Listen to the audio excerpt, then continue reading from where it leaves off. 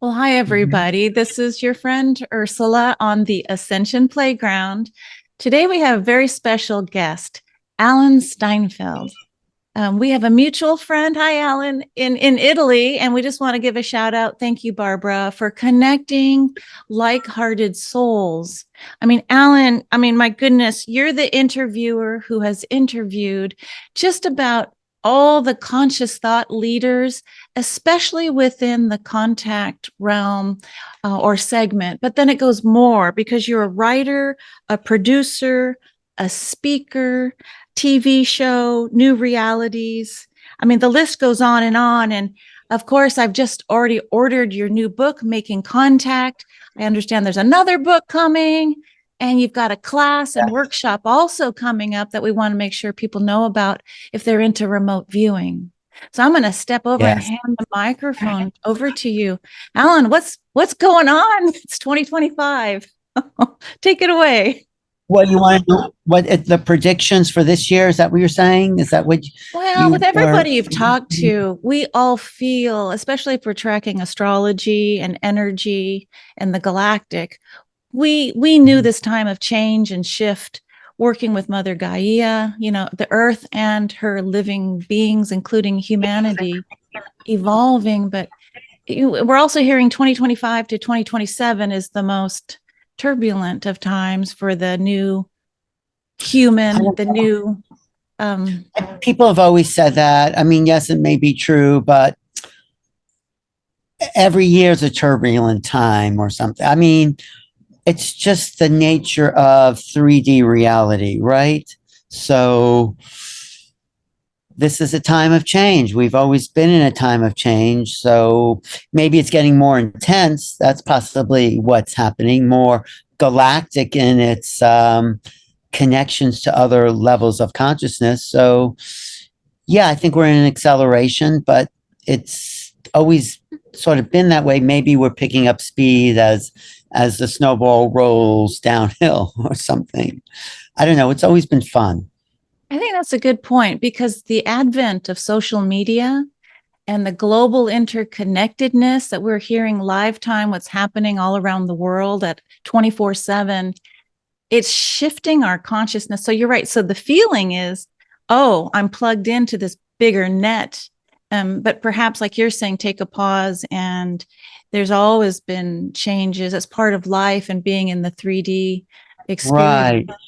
I think being plugged into that bigger net is sort of a false narrative because the real making contact really is making contact with ourselves first. Social media or whatever, newspapers, whatever century you're in, will always be present, telling you what to think, how to feel, what's the latest. It's like, I remember when CNN started, right? It was like all news all the time, or Right. WINS. But we're dating ourselves, huh? yes, but people get addicted to this external reality, and part of why we're in existence is to the internal reality. So, how are you feeling? How am I feeling about the moment is the bigger question than the other realities that may or may not be happening, right? Well, yeah, you're helping me see, we can tune in to the channel of constant fear and anxiety and scarcity and, oh my God. Or we can, I think, like you're saying, take charge, know that it's in us. And so you're helping me remind myself that when I looked at your galactic soul records, so thank you for letting me open your galactic Akash. And so having trained with Julia Balaz and her certified practitioners course, today a very special star is working and activating something that you have natally in your Venus. Your Venus, this planet of love and beauty and resources, harmony. Your natal Venus at 6 degrees Pisces, 8 minutes in the 12th house, Alan. Today, Deneb Adijay. This is the star that the Egyptians called like the birth canal of the great swan Isis. And so I just wanted to say what it's marking today in its trine of our sun in the heavens. It's bringing in the shaman star. So this conversation that we're having, I mean, out of love, your Venus and Pisces in the 12th house, it's really activating that auspicious. Let's see how we journey with our hearts as an antidote to what you just said about, yeah, maybe just not hold that web or that network or that outside world so strongly, and maybe tune more into that 18 inches going from the mind into the heart. So how can I work with that, transit now in my life? What do I need to do? Well, when I look at your chart, it's conjunct Venus. So you're actually, when you drop into that heart and it's the 12th house, it's the house that carries all the energies of the other 11 zodiacal signs. It's saying, okay, universe, oh, big ocean of the cosmos. I have a gift from Deneb Adijay, the tail of the swan, Isis. So many temples in Egypt open up so that Osiris can greet his beloved Isis. And so it's a very ancient way of saying balancing that masculine feminine. But what you just said was it's about going in, and it's loving yourself as kind of like the shaman going backwards in time. We think it's outside, but it's really internal. But I'm also having some, I don't know if I call them issues, but some things come up in my personal relationship, my personal love relationship. So how would it affect that? I mean, you don't have to give a personal reading right here, but I'm interested in how that interfaces with my current present situation. Let's do this then, because I'll go ahead and put up on the screen, if you don't mind, just the conjunctions for you All right. later when I record this. Yeah. But Because I'm interested you have an Aquarian sun, your natal sun, 1 degree 33 minutes in the 11th house. So you really light up social networks. You're designed to carry this dream of the future out into the world. It's very transpersonal. And so, and your moon and Taurus working in opposition to Centaurus. And so that's this one who wants to bring a gift out to the altar, this like cosmic altar of here's my gift. And so we think in 3D, okay, here's a book, here's no, it's really, I think, the heart. And so for me, when I see this, you ask about your love relationship, it's moving me into this remembrance that you have all 4 super cosmic points activated in your soul connections. I mean, it's not that unusual, but when I see it and I see the work you've done, you're quite cosmic and metaphysical. And so to find a match in 3D that matches you for this idea of who else is their dream pairing with yours. You're not here to drag along someone or force something, but it's this idea of, it's always like learning how to go back in. And the other is that mirror or reflective self. But I'm telling you, Alan, working with the Galactic Center, Super Galactic Center, the Great Attractor in Shapley, it just tells me, downloads, travel. How can I work with it more effectively is what I'm asking. I mean, yes, it's working in me because the energies are impacting me in my chart. So how can I really be conscious of that sort of movement of the galactic energies?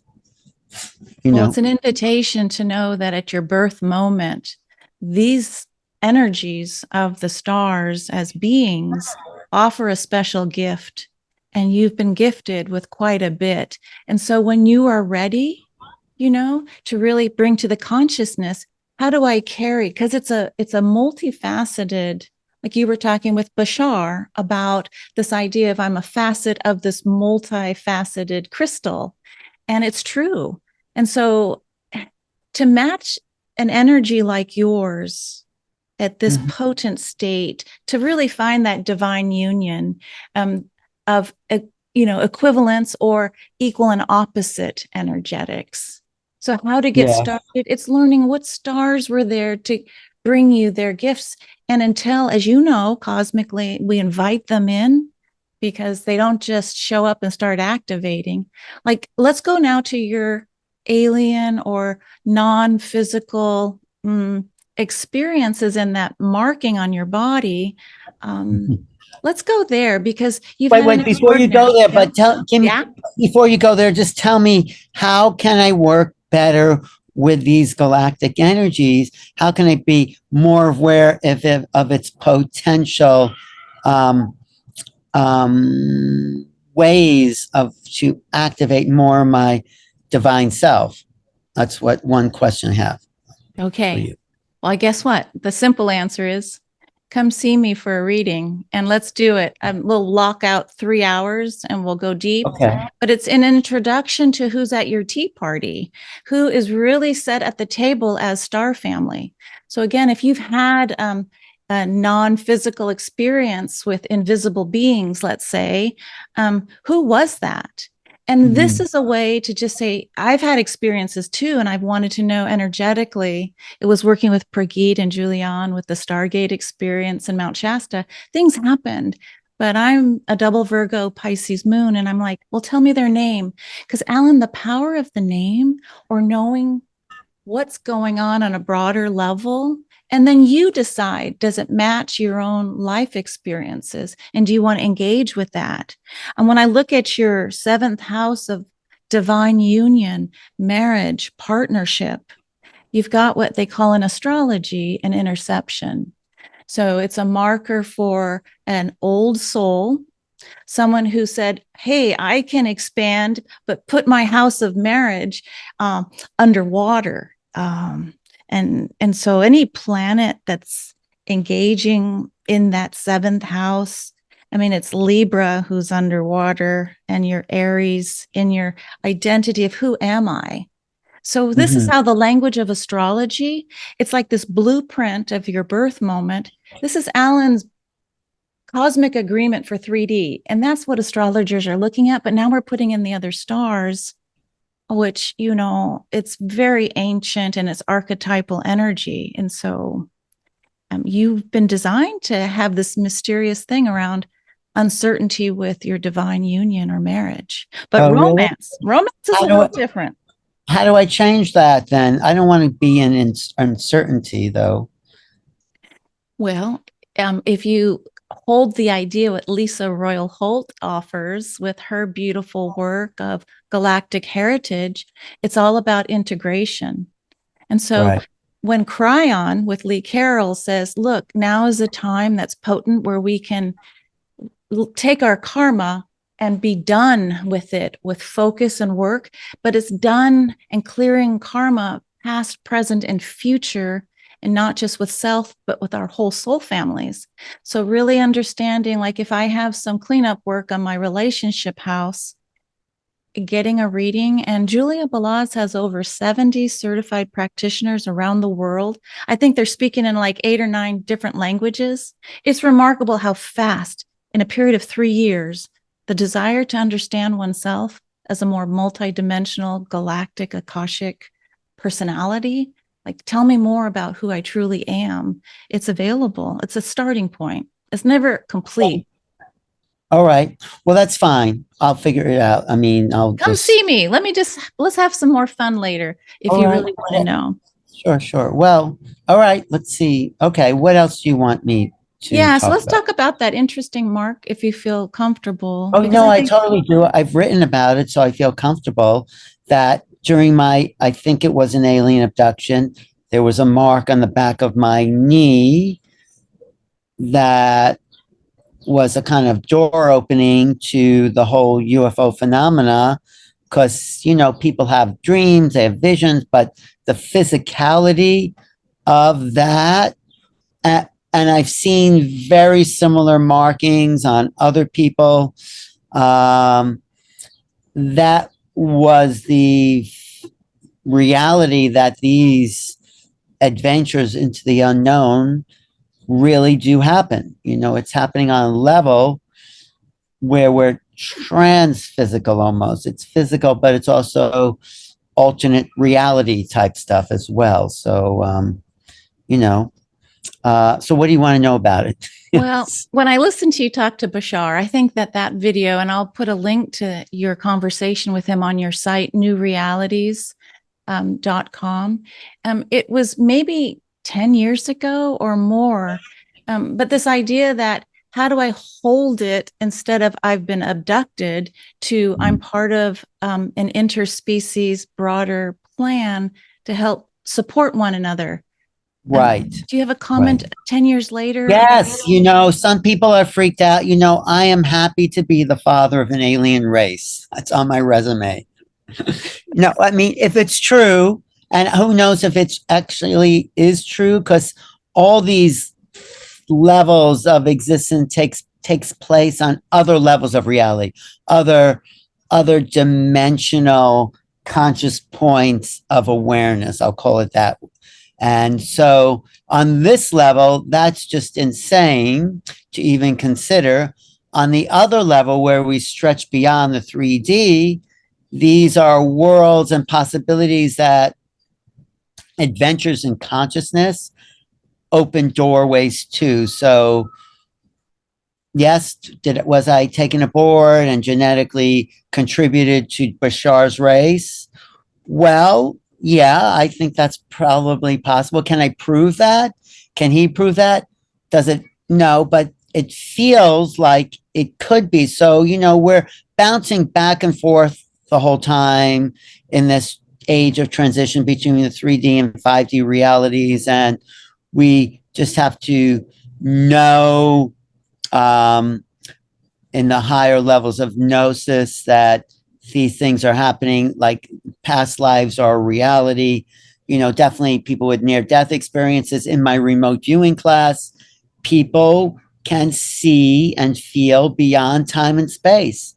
I actually don't know how it happens. All I know is that it does happen. So what's happening now in our day and age is a transcendence of the 3D energetic separation where between linear reality and this mixing of overlays of many realities. Yeah, whether it's string theory or parallel or interdimensional. But let me go back for a minute because some people may not know the whole story. So sure. When you were talking with Bashar, who's channeled by Daryl Anka, and anyone who wants to see it, I'll put it in the show notes.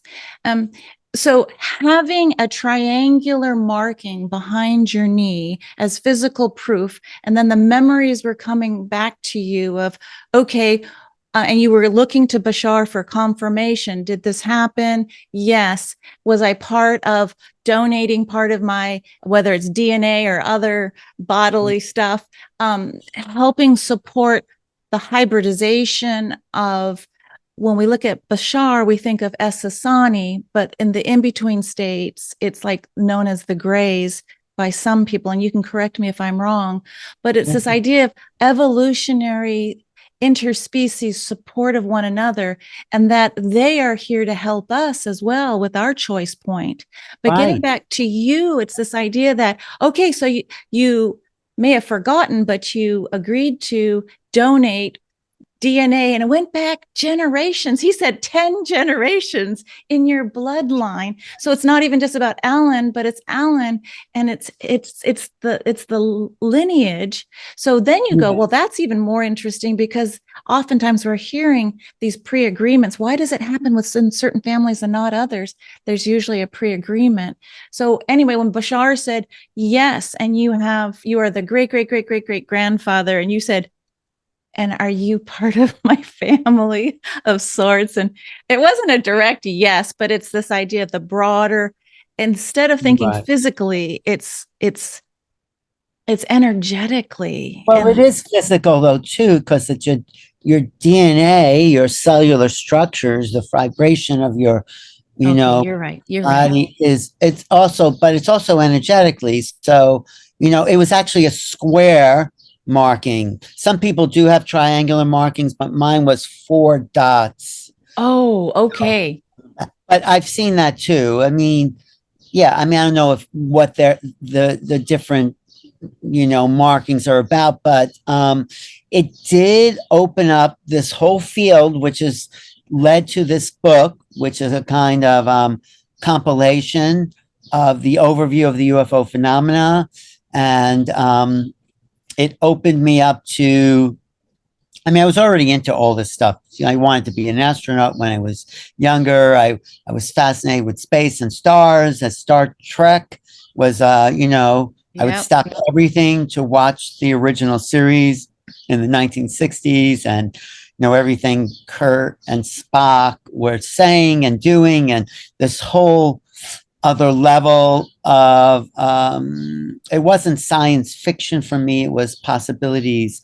So I was totally into it. And then having this incident in 1987, and then I don't know how many years later, I talked to Bashar about that. It confirmed what I suspected, that, my family was very nice, but I felt like they weren't my real family. I mean, they were real, of course, genetically, my mother and father, but I felt like I belonged to some other I don't wouldn't say family, other connections to other beings that weren't necessarily present. So also what I want to say is about, some people say they make an agreement. Some people argue, and I don't necessarily, that, okay, I made an agreement before coming in, but now I've changed that agreement. I don't want to be abducted. I don't want these alien offsprings. I mean, for me, it didn't bother me, but the way Bashar was saying it, he was saying you don't have a choice. And other people argue, like, well, I may have said it then, but I'm conscious now and get away. Yeah.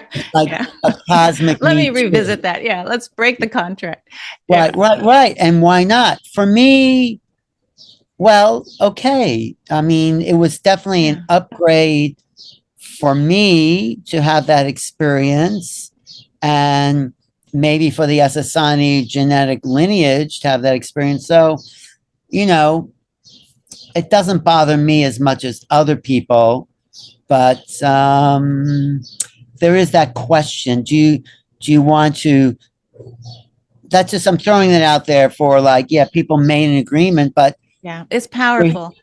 we're I here think to you're, change the agreement if we yeah. want to. And I think I that's what personally makes us think, partly with that divine spark of source. Our free will is major. And when we step into the sovereignty of saying yes or no, like you're saying, like, let's renegotiate, 1,000% yes. But the word but abduction, Bashar wasn't yeah. open to that. He was No, saying because so he was a little dogmatic, and other people have a big problem with that dogmatic. Well, you made an agreement, you can't change your mind because this is what you said from your higher self. I didn't have a problem, but other people have major problems with that. Okay. yeah. Well, let's just give a taste of Bashar too, if you don't mind. I actually have one of the few contact cards that my friend Uh, Jimmy got me, which it so connects to your book, you know. So this idea of listening to Bashar's words about Esasani and this frequency, and it's a different frequency to say choose joy, compassion, love. And so the word abduction has kind of like lower vibration around it. But let's just go.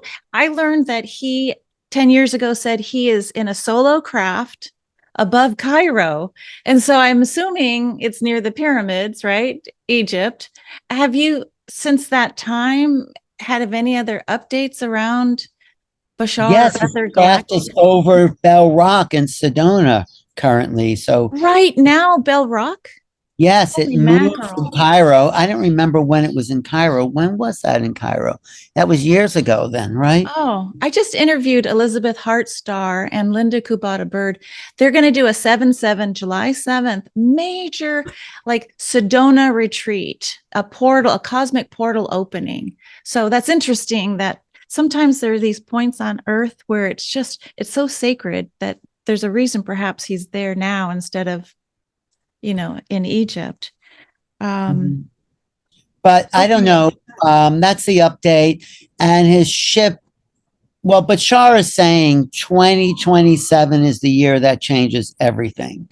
That's about 1.5 years from now. I mean, so That's we're what Richard already, Rudd is saying too with the gene keys and the oh, is human he? evolution. Yeah, 2027. Other Astrologers like people, Pam Gregory too. It's a big uh, marker. right. Chris Bledsoe is saying that. Ann Tucker is saying something like that, although she hasn't given any specific dates. But yes, there is a whole shift we are now currently in that something major is unfolding here on planet Earth. But when I've talked with Drunville Melchizedek years ago, when you have the longer view of Earth's history, these pole shifts or whatever, there are these patterns or flows of cycles of evolution. And when you mentioned Chris Bledsoe, are you talking about junior or Oh senior? no, I interviewed Junior, but I no, Chris heard that one. Bledsoe, Yeah. the Okay. father himself, he's get visions. He talks to higher dimensional beings. He's getting these downloads that something major is coming to the planet. So, Wow. yeah, See, so that's why I like talking to you, Alan. Like you really do have your like ear on the, let's say, the tracks. and you can tell, is there activity coming down the line or not? It feels like this Indian like listening on the train right. track. So there are patterns of change. You're right. And then there are, what do they call them? Black swan events where nothing like anything has ever happened before comes into the collective awareness. Oh my I mean, gosh. COVID wasn't exactly that, although for this generation it was, but there are cycles of that. But I think with the UFO phenomena, human history, civilization is about to take maybe a left turn or a right turn. I don't know, but it's about to shift on its axis, is Yeah, my Drunvalo called it the left turn, I believe. So, which whatever. way? Wow. Okay, I Um, gotta jump in and just put a shout out with JJ Hertalk and Desiree. yes, I'm yes. gonna tell you that Keys of Enoch book. I think it was like 20 years ago. I was so into like Eric Pearl and the reconnection, and he's played in Are You? And then Hertalk's book was pointed to as by Eric Pearl as one of the, it says in here about the new way of healing, but I see you all the time and watching Gaia TV. I caught the wonderful, I think you were at which expo, maybe LA Expo, New Life JJ Consciousness. Hertalk, yes. Any Yeah, they're good thoughts about what friends. they're finding? What JJ and Desiree are finding, Yeah. they're finding an acceleration of frequency. They're finding more and more people opening up to these multidimensional realities around the planet. He just finished his 64th key. You know, Wow. the keys of Enoch were 54 keys published in 1973. In these last 10 years, I guess from 2015 to 2025, he's written a new key every year as the capstone to the keys of Enoch teaching and the downloads that Enoch, he didn't channel it, but the downloads that he received from Enoch and when he went off planet to these other levels of reality. So, he's JJ, he's a good friend. He's very much in alignment with the frequencies of change and maybe some dramatic incidences that are unfolding on the planet. So, yeah, that's Yeah, I something love like. it when they put up an image and you were laughing because you go, "Oh, you just put up me as an alien." And if you don't mind, I'd like to show that later. But You it's can this show that idea later. that how do we see ourselves? And it's it's astonishing when it just boils down to frequency and vibration, and like turning the television station, raising a frequency to engage with other dimensions. But let's segue now to this incredible opportunity coming up through the Shift Network and your class. It's an online webinar class live, right? Well, part of what this work I've been doing is to understand the nature of consciousness. So the Shift Network contacted me, and I had learned remote viewing from Russell Targ, who is the originator, one of the co-originators of the Stanford Research Institute program for the CIA to psychically spy on the Russians, basically. And then it's gotten out into the field. I knew Ingo Swann, who coined the term remote viewing instead of psychic spying. So I met the top people in the field, and I've done this practice myself. I know it's possible to see beyond your local reality. Our consciousness is vast and infinite, even, and we can tap into things that are not present to our five senses because we have other senses that have been not activated in most people. So in this course, I teach people how to activate their non-local awareness, mostly through their right brain. You have to get the left brain out of the way and tap into this receivership of knowledge that's always coming to us. So 7 weeks, we're going to do these from the beginning practices to the more advanced practice. The ultimate practice is using remote viewing for making contact. We go off planet and make contact, but you need to build the muscle and the skill of what we can do of that. So the left brain and right brain are two dual processors, and the left brain is always pushing itself out there, and the right brain is receiving the infinite nature of the quantum field. So that's basically what it comes down to. You can direct your awareness to specific targets in this quantum field based on like what the moderator might have in mind, or in an envelope, or somebody's at a certain location, or so somehow in this vast infinite field that includes past, present, and future, we can direct our awareness to be focused. And that's all you have to do. And then you sit back when you have when there's a specific target or signal coming from a target, and you let yourself receive the impressions. It's a miracle how that happens, because we never thought that was possible.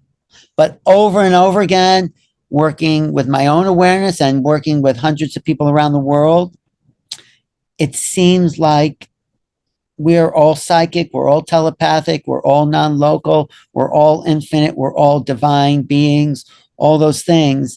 And it plays out in the start in remote viewing.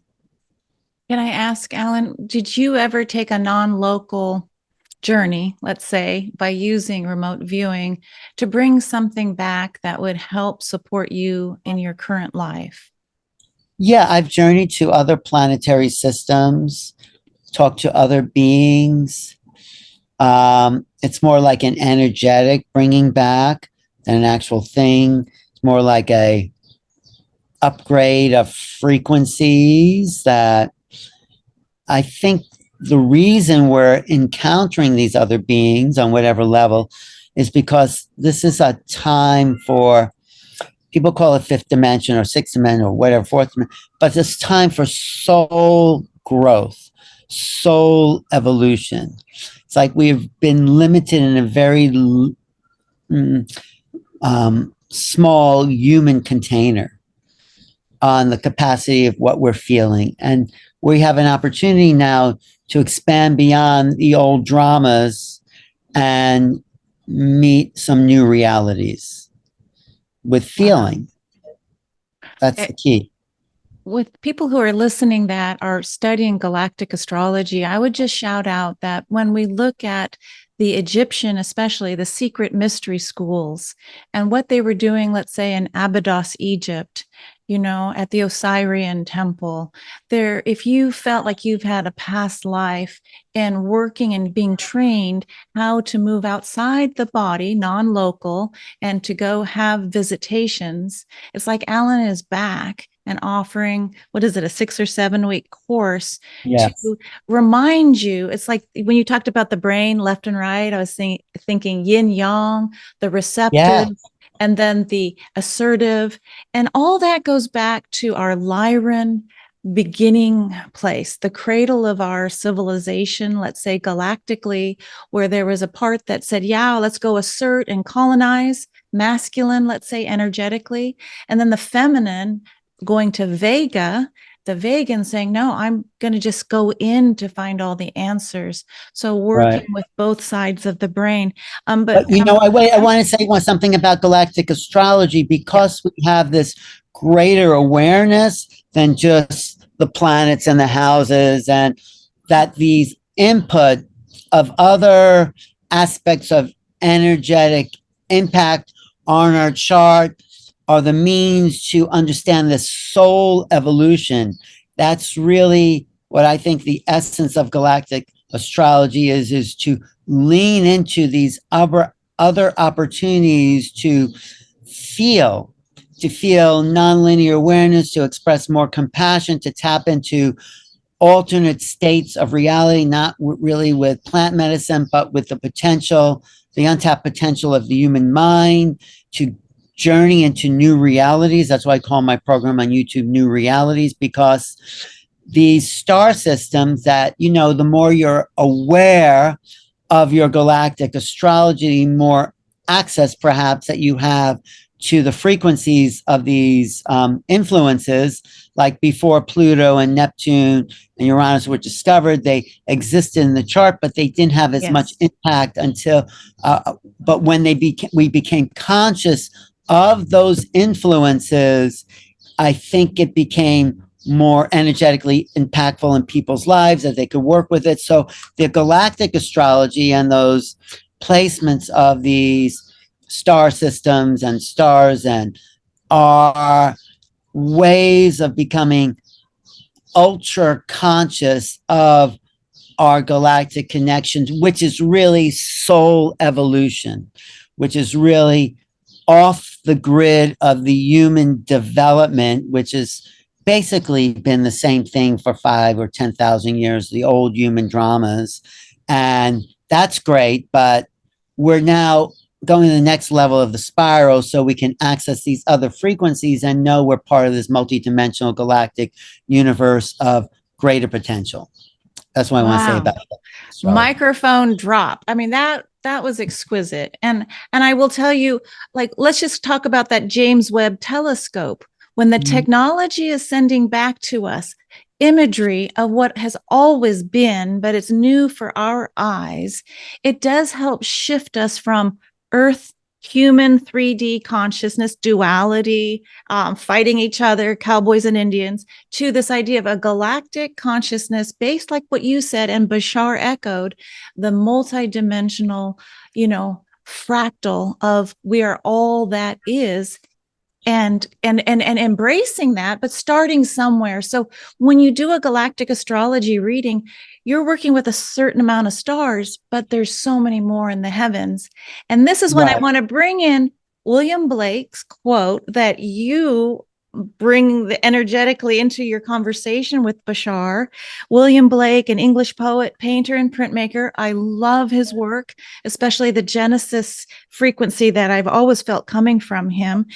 So his work, mid to late 1700s, quote, "If the doors of perception were cleansed, everything would appear to man as it is, infinite." Yeah. Right? I mean, perception is what we're dealing with in this planetary kind of human existence. And that perception is conditioned by our society. And that's the fog, that's the filter in the way of infinite perception. So we're dealing with the culture and the influences of the culture to limit our perceptions of reality. I think it was Edgar Cayce who said, everybody wants to know how much does this great consciousness survive the death of the body. The real question is, how much does that infinite consciousness survive the life of the body? Like, how much of this expanded awareness do we have in these limited forms? And I think we can tap into expanded awareness. But the other thing about this unlimited knowledge and perception is that we have to work against our condition. We have to see where our limits have been placed on us. We have to, Terence McKenna said, culture is not your friend because it'll make you just like everybody else. I mean, culture is a tool, but it will limit unless you step out of the box of programming.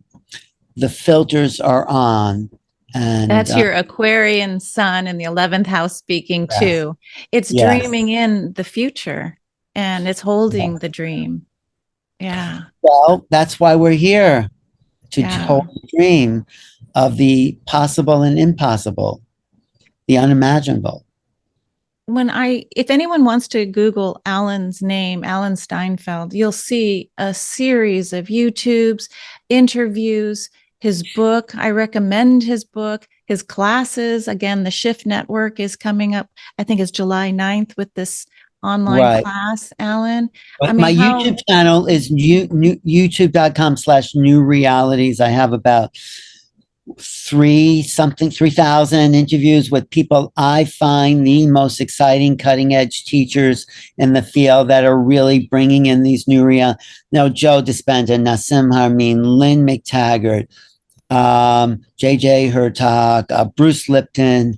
I have to say, I can't totally claim discovering Bruce Lipton, but I knew who he was before he was a big shot, because I read an article by him and I said, this guy needs to be heard. And so I sought him out. I went to his home and I talked to him for 3 hours before anyone ever knew who he was. And he was very generous and a brilliant mind. So anyway. Yeah, yes, I went to his book signing for, Heaven on Earth, several years ago. A sweet man. And so, Alan, so that's you putting a spotlight and a microphone and asking the questions of some of these thought leaders, while you are also being a thought leader yourself for the new and expanded. If I could just go, we'll put a pin in this, with Bashar basically summarizing, I took so many notes, this idea of following your excitement, following your passion, following creativity. And it's not the same as spiritual bypass. When you make a conscious choice to say, follow your aliveness, even in the turbulence and chaos, we can know what's going on. But this idea that it's not just for, blinders, but it's this idea of, from that higher frequency, we can then shift into these and match with our star families or our future or past selves, right? Because in all, it's like a mirror of ourselves. The thing that we're afraid of is really the reptilian Ursula who's staring back saying, don't you see? We've had our beginning era, we've had our polarity era, but we also have a third era where we've actually awakened. And you guys, on Earth, you're in the birth canal. Thank you, Deneb Adijay, Isis, ready to be reborn, for remembering that it's not all about here, what we're seeing outside ourselves. Right. I just kind of want to take that window wiper with William Blake saying, cleansing my perception. Like, okay, third eye.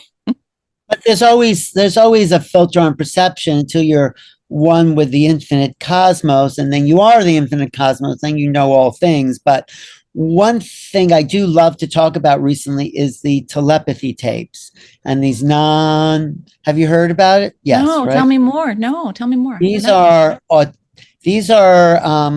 sort of interviews or an overview of these autistic, non-speaking children who are so wise and so vast in their knowledge and have so much to tell us about the true nature of consciousness and perception.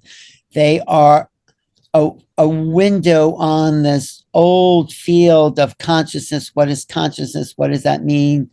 This is a totally new reality, and it's probably the most exciting thing happening in the spiritual playground since whoever. Who's guiding that? What name do we go look up with telepathy? Well, Diane Hennessy Powell. But if you go to Spotify and look up the telepathy tapes, there's a 10-part series that will introduce you to this whole understanding that these nonverbal and they're psychic, in my kind of opinion, because they haven't had a lot of left brain overlay because they're not speaking. Because they're not speaking, their right brain, which is the psychic brain, has had a chance to develop much more deeply than people who are clouding their reality with a lot of words. So, oh my God. So by having sort of not that same access to left brain and words, these autistic kids who people have thought they were dumb or even retarded are showing their brilliance and their spiritual knowledge and their genius. It is really an incredible phenomenon. And Diane Powell, Dr. Diane Powell, really was the first to say, there's something big going on here. And so for me, that's a key, that the realities of these old fields are developing in new ways. And maybe I think there is a direct connection to galactic astrology with the emergence of neurodivergent, non-speaking, gifted telepaths. That is something that's be interesting to trace where that actually lines up and the stars that configure to the beginning of the telepathy tapes where this really became public. And now it's, so I'd love to track that if you can track that, Yeah, that our galactic astrology group through Julia Balaz, we have people from around the world. And I believe someone in the course or several are looking at that. I am a mother of a high functioning autistic daughter, but in the recovery stages, I met very low functioning and how to reframe from handicapped, retarded to this idea of star child and offering another gift, because there's just so many coming in. And as I'm saying that, I've studied human design and gene keys. So this idea that there's this new children coming in called raves, anyone born after 2027, there's that marker again, Alan. So they're going to just show up differently. And from what I'm just, the small part would be, they're going to want to work in teams. Like they come alive when they're with their pod. So they'll still be human, but it's this almost collective hive mind that is going to be born. Because back in the day, if you can remember, we were so excited. Oh, the indigo children are here. Oh, the rainbow children. Oh, and then the diamond children. And then, okay, here's autism. And then here's rave. So it's this ever flowing of like, how do we embrace what we're seeing, but shift it so that there's a gift here. And you're pointing to the heavens, which I love, because it's like, yeah, we are galactically hybrids, first Earth lifetime. We're seeing that as we're learning how to read the charts. But who gave the name raves to this new human population? I think that might have come, and I could be corrected, with Ra Uru Hu, who received during 1987 that harmonic convergence was happening in Ibiza. So he received this new way of looking at your birth chart through these energy centers that combined like I Ching, astrology, numerology, the tree of life. And then Richard Rudd brought in the Gene Keys, who was a student of human design. So I just want to use that word rave. Like there's another. I haven't heard that, but who knows? But I do mention the harmonic convergence in my book because it was in 1987 that I did have this abduction contact experience, because I was on the road looking for the best place to experience the harmonic convergence. So I went to all the power spot centers like Boulder, Santa Fe, Sedona, Northern California, Oregon. I went to all these places Wow. to see where the best harmonically converging moment could be. And yeah, I ended up at the You Magic woke Meadow. up really early. I think you probably were born more awake. But have Well, you that's a ever star taken? seed. Those are star seeds. That's Yeah, the 1 degree Aquarius in the 11th house I coming in know. with that awareness of sorts Yeah. that I was different. I wouldn't call it woken up. I would say I Well, always you weren't call it part of the homogenized masses of culture. Let's just say it that way. You came in right. more as perhaps an imaginal cell. Can we imagine a different way of seeing ourselves? Yeah, no, I Really? always felt different, I have to say, and it was very Aquarian. Isn't it? Yeah. Doesn't it? Don't they say like when the first degrees of a sign are its And the late strongest? and the And the, late degrees, the anoretic. So you're right. You know, so it the would be one fun degree to. Aquarius, 1 degree 33 seconds Aquarius in the 11th house, fully embodied, I think, I don't know, everything Aquarian that I've been living for and wanting and activating in Yeah. this dimensional reality. Can I just say for those listening who know galactic astrology that Alan, you have Aquila conjunct your beautiful sun in Aquarius with the star Altair by 0 degrees 24 minutes. This is a marker for leadership. Like the so when we talk about conscious thought leaders, it's right there with the Aquarian and that 1 degree 33 minute um, point of Aquarius. For me, it's like you get the 11, then you get the 22, the master builder. 33 is that cosmic level. Like, okay, so he's already flying out there. And, I don't know if you would ever be open to an invitation to do a more in-depth reading for you that we could Yes, I share with would. others. So we could either do it Yes, privately or absolutely. share with others so people can Let's do learn. it. No, let's Let's do do that. it. Let's do it. Oh, I I do have would to. love that. No, there was something you said. Oh, Aquarian leadership, I have to tell you, is different than Piscean leadership or Oh, yeah. Arian, Aries leadership. Aquarian leadership doesn't expect followers. And there's no one I want to follow myself, but we're being and inputting into the collective field ways of being that may model, but I don't want anyone to follow. I mean, yeah, okay, if they want to, but um, it's different. It's leadership of thought, of individuality, of creative action, of inspiration, the true nature of perception or how to shift perceptual realities. That's that's what I'm looking at and I don't know, leading, but discovering for myself and others who are interested in that. So I think we need new terms for old realities. I love that. Okay, Alan. So you're going to come back. I hope that. Anytime. Yeah, I Yes. hope people will take advantage of looking at Oh, Alan's book, Making Contact. Take wait. a Was there something yeah. else you were going to ask me though about what Bashar said? You can. I have a little more time if you wanted to Oh, you ask me do? something. Okay, then I'll cut that part out. Okay. Um, Because I'm enjoying talking to you. oh, likewise. Well, I'm almost like shaking. It's so exciting. I'm like I'm following my. Okay, let me ask. Here's a topic: hybridization. Okay, so I know people are really afraid when they hear the word alien and abduction, especially together. But is there a way that you can talk about, since you're a father of many that you haven't met, but you might have remembered holding one? I So, do. I do so remember can holding you one. help us? How do we hold that in love without fear? Well, we're here as creators to contribute to the overall creation.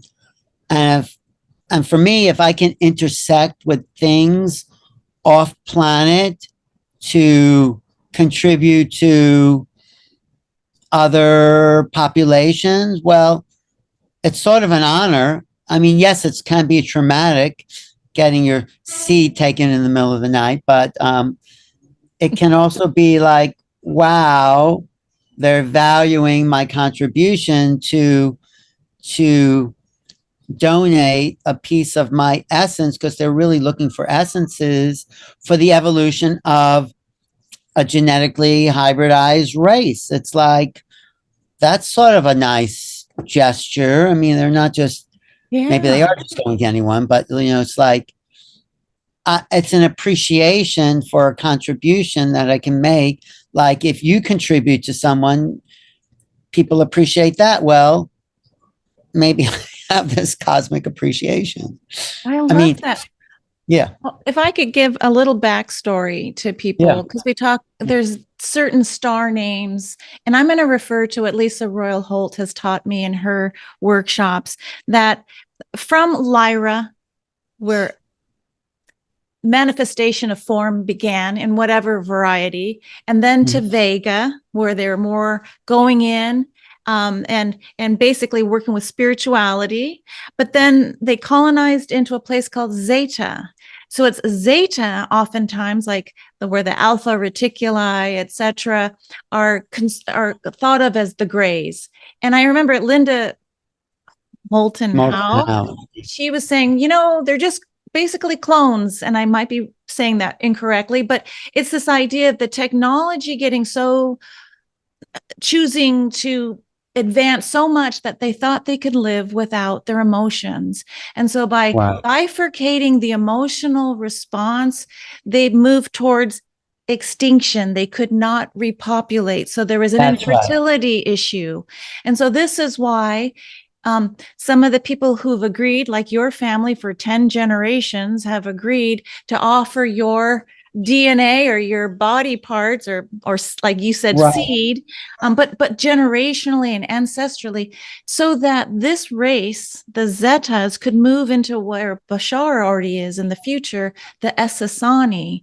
So and the Right. Essassani are trying to remind us it cannot just be about the mind and this ultra mind state with technology, that if we lose our humanity, this emotional, like, how do I feel this intelligence and your intelligence, your moon? Let's take a look at your moon, like how you're In feeling Taurus. in Taurus, 22 Yeah. degrees, holy mackerel. So, this idea of, really feeling and enjoying life and then that real, like, tactile, sensual stuff. When you bifurcate that and you basically put yourself into this uber machine technology, I don't need that part, let's keep going, it'll lead to the extinction of your species. And so Well, they're not that just is what taking from happened. us, but we're They're helping taking for them. us our what But we it's have a an abundance of emotion and feelings and genetically because the emotional bodies are also in the cellular structure. That's when people have heart transplants, lung transplants, liver transplants. They take on some of the aspects of the donor. So the emotionality is encoded within the genetics. So by donating the genetics to these gray race, these ET races, they're able to create a hybrid that is very feeling on the human level, but very intelligent on that ET level. And that's sort of where Bashar's, family is his collective is. So when you follow your highest excitement, you're activating both the emotion because it's your excitement and your mind potential to be the best you can be every minute of the day. So that's sort of their basic philosophy, what he calls the 5 laws of, follows your highest excitement to the best possible thing you have, do it until you can't do it, and then look for the next one. But, the highest potential is why we incarnated. The highest excitement is why we're here. It's an emotional, intellectual, psychological, all those things, activation of all that we are as creator beings in a plane of creation. So by following our highest excitement, we get to be creators in creation because that's why we've incarnated. And this is what, it's not just the Essassani that follow those. It's like Bashar is saying it all the time. humans, if we could follow that, then we're living in the future that the SSINs and those hybrid races are trying to bring here, but we're already there if we choose to be there. So, yeah, the hybridization is because they did take a wrong end into a turn, into a dead end, and they realized they couldn't get to God by being pure intellect, and they needed our genetics to upgrade the potential of their soul evolution, right? Because you start, yeah. And just so I'm just going to add this to the conversation that when you really look at humanity's history, it's a different way of seeing us biologically. And when we look at our Pleiadian star mothers and our Sirian forefathers, that this idea that, yes, some of us have really come from the stars and it's stardust and creativity. And you wonder, is there any real pure human just from Earth without this racial mix from the heavens? Like, is it time now to just say, hey, let me open my thinking and my heart to show me if it's true and let me feel it. And if it is true, how can I work with this knowledge that I have family in Vega? I am part of the SSIN if I choose to shift my frequency and work with Alan's class and remote view my future self. I mean, that's what Lisa Royal Holt does. She works with her Pleiadian future self. And then she also works with Germain, this integrated collective entity. So it's like looking at, here we are in 2025. There's the delight of the window of perception is actually opening wide. I mean, I like Lisa. I like her work. I like what she does. I like what she talks about. And she's a friend, I would say. And so, yeah, I mean, I'm open to a lot of these, this information collective that's coming in. So, yeah, let's work with as many tools as we can for evolution. And that's why I'm saying galactic astrology. It's not a new tool, but it's become more accessible because they're able to chart these other configurations more exactly. I think that's what the Mayans were doing when they had all those calendars.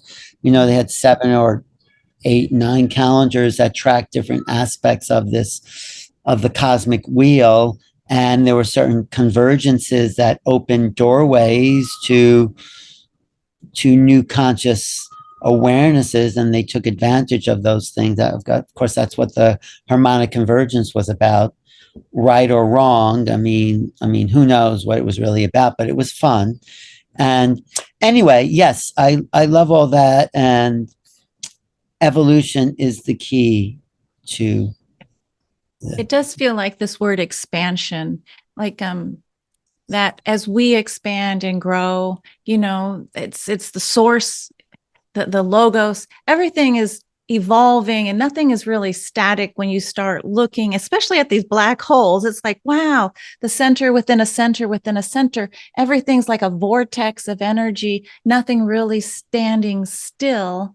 And as Earthlings now, are we ready to step into this new way of reframing how we live our lives and how do we see ourselves in this amazing mirror? Right. No, I think it's true.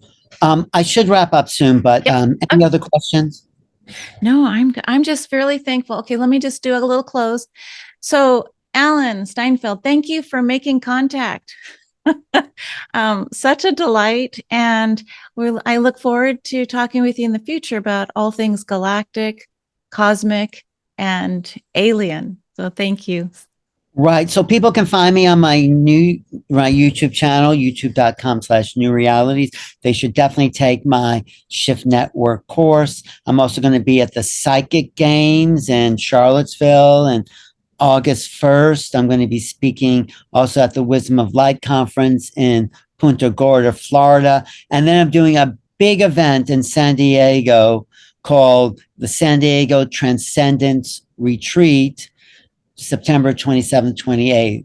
And so we're going to have some fantastic people there, including Daryl Anka. He's going to be there. So I thought you were going to be in Florence, Italy with me in September. Are you coming well, ahead of time? maybe early September. I don't know. Yeah, well, That'd be good. let's do that. All Okay. right. Well, thank you everybody for joining us on the Ascension Playground, and thank you, Alan Steinfeld. Till Thank next you. time. Thank you.